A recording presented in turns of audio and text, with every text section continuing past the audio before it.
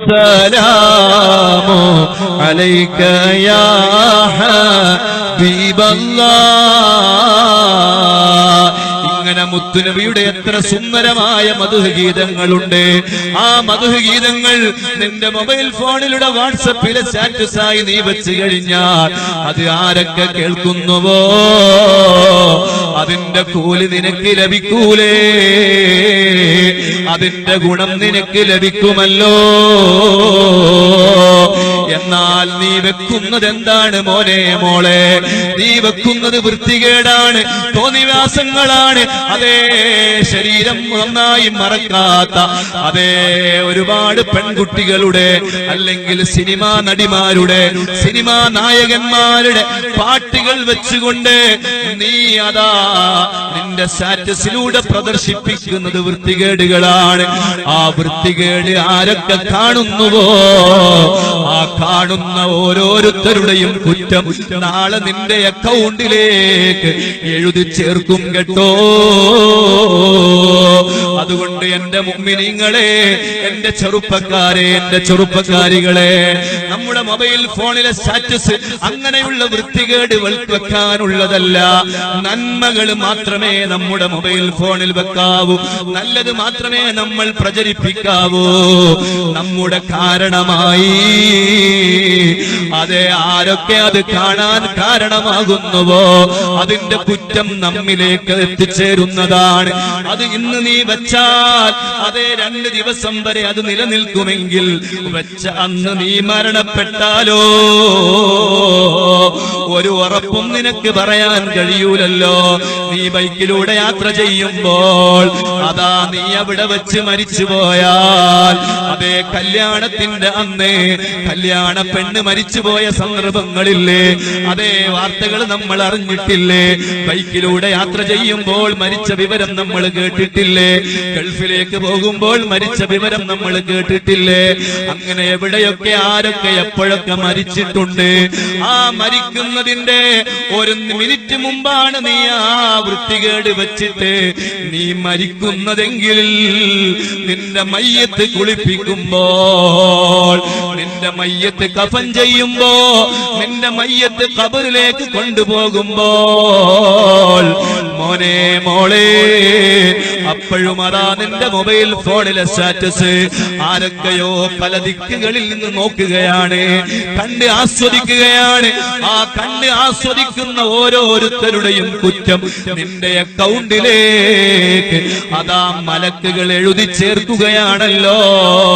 സുഖകരമായ ഒരു ഖബർ ജീവിതം നിനക്ക് അനുഭവിക്കാൻ കഴിയൂല. നിന്റെ വാട്സപ്പിലൂടെ നിന്റെ ഫേസ്ബുക്കിലൂടെ നീ അപ്ലോഡ് ചെയ്യുന്നത് വൃത്തികേടുകളാണെങ്കിൽ ഏതൊക്കെ കാലഘട്ടത്തിൽ ആരൊക്കെ അത് കാണുന്നുവോ അതിന്റെ കുറ്റം നിന്റെ അക്കൗണ്ടിലേക്ക് വരൂലേ മോനെ? എത്ര ചെറുപ്പക്കാരുണ്ട്, വലിയ സന്തോഷമാണ് അവരുടെ ഫേസ്ബുക്കിലൂടെ അവരുടെ യൂട്യൂബിലൂടെ അവര് പ്രചരിപ്പിക്കുന്നത് ഉസ്താദുമാരുടെ പ്രഭാഷണങ്ങളാണ്, ആലിമീങ്ങളുടെ വലിയ വലിയ വയലുകളാണ്. തളർന്നു കിടക്കുന്ന ഒരുപാട് ചെറുപ്പക്കാര് വരെ അവരുടെ എല്ലാ സമയവുമുള്ള പ്രവർത്തനം എന്ന് പറയുന്നത് ഉസ്താദുമാരുടെ പ്രഭാഷണങ്ങളും വലിയ വലിയ ആലിമീങ്ങളുടെ പ്രഭാഷണങ്ങളും അതേ അപ്ലോഡ് ചെയ്യുകയാണ്. ആരൊക്കെ അത് കേൾക്കുന്നുവോ അതിന്റെ ഗുണം നിങ്ങൾക്ക് ലഭിക്കുമല്ലോ. അതുകൊണ്ട് ഞാൻ സാന്ദർഭികമായി ഓർമ്മപ്പെടുത്തുകയാണ്, ഒരാളും നമ്മുടെ മൊബൈൽ ഫോണിലൂടെ വൃത്തികേടുകൾ വേറൊരാൾക്ക് അയച്ചു കൊടുക്കാൻ പാടില്ല. ബ്ലൂ ഫിലിം വരെ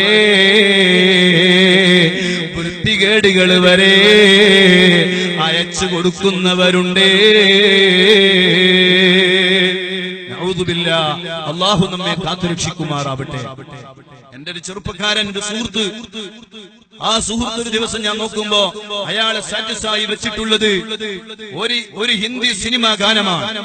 സുബ്ഹാനല്ലാഹ്, നന്നായി വസ്ത്രം പോലും ധരിക്കാത്ത ഒരു പെൺകുട്ടി അഴിഞ്ഞാടുന്ന ഒരു രംഗം. പെട്ടെന്ന് മൊബൈൽ ഫോൺ ഇങ്ങനെ സ്റ്റാറ്റസുകൾ ഇങ്ങനെ വന്നു നിൽക്കുമ്പോൾ തുറന്നു നോക്കുമ്പോൾ പെട്ടെന്നതാണ് കണ്ടത്.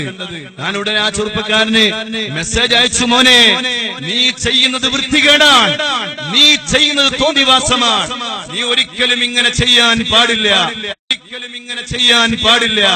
കാരണം നീ ഒരു ഹറാമ് ചെയ്യുന്നു എന്ന് മാത്രമല്ല, നിന്റെ ഈ തിന്മ കാരണം ആരൊക്കെ ഈ തിന്മ കാണുന്നുവോ അതിന്റെയൊക്കെ നിന്റെ കുറ്റം നിന്റെ അക്കൗണ്ടിലേക്ക് മലക്കുകൾ എഴുതി വെക്കും. അതുകൊണ്ട് നീ ഇത് ചെയ്യാൻ പാടില്ല, ഈ വൃത്തികേട് നീ കൂട്ടുനിൽക്കാൻ പാടില്ല. ഞാനത് വളരെ ഗൗരവമായി ആ ചെറുപ്പക്കാരനോട് ഓർമ്മപ്പെടുത്തി. ഈ സദസ്സിലും ഒരുപാട് ചെറുപ്പക്കാരുണ്ട്. ഇപ്പോഴും ആ ചെറുപ്പക്കാരുടെ സ്റ്റാറ്റസ് പരിശോധിച്ചു നോക്കിയാൽ ഒരുപക്ഷെ അങ്ങനത്തെ വൃത്തികേടുകൾ കണ്ടു എന്ന് വരാം. ഞാനിവിടെ വാതിൽ വന്നിട്ട് ഈ നാട്ടിലെ ചെറുപ്പക്കാരെ കുറ്റം പറയുകയല്ല. അങ്ങനെ ആരെങ്കിലും ഉണ്ടെങ്കിൽ മക്കളെ, അതിന്ന് മുതൽ നമ്മൾ മാറ്റണം. എന്തിന് നമ്മളെ കാരണം കൊണ്ട് വേറൊരാളെ നമ്മൾ ഹറാമ് കാണിക്കണം? എന്തിന് നമ്മുടെ ഖബർ ജീവിതം ഭയാനകരവും ദുഃഖകരവുമാക്കി നമ്മൾ മാറ്റണം? അള്ളാഹു നമ്മെ പരിവർത്തനത്തിന്റെ വഴിയിലേക്ക് അള്ളാഹു എത്തിച്ചു തരുമാറാവട്ടെ. പിന്നീട് ഞാൻ ആ ചെറുപ്പക്കാരന്റെ ഓരോ സ്റ്റാറ്റസും പരിശോധിച്ചു നോക്കുമ്പോ സുബ്ഹാനല്ലാഹ്, നല്ല മദ്ഹ് ഗാനങ്ങളാണ്. എന്നിട്ട് ആ മദ്ഹ് ഗാനം ആ ചെറുപ്പക്കാരൻ കാസർഗോഡ് ജില്ലയിലെ കൂട്ടുകാരനാണ്. ആ സ്റ്റാറ്റസ് വെച്ചിട്ട്, ഉസ്താദേ ഇന്ന് മുതൽ ഞാനിതാ എന്റെ മുത്തു റസൂലുള്ളാഹിന്റെ പാട്ട് മാത്രമേ വെക്കൂ, ഇനി ഒരു വൃത്തികേടും ഞാൻ വെക്കൂല. അല്ലാഹു നമ്മുടെ ചെറുപ്പക്കാരെയും നമ്മുടെ ചെറുപ്പക്കാരികളെയും നമ്മുടെ സഹോദരിമാരെയും അല്ലാഹു എല്ലാവരെയും നന്നാക്കി തരട്ടെ.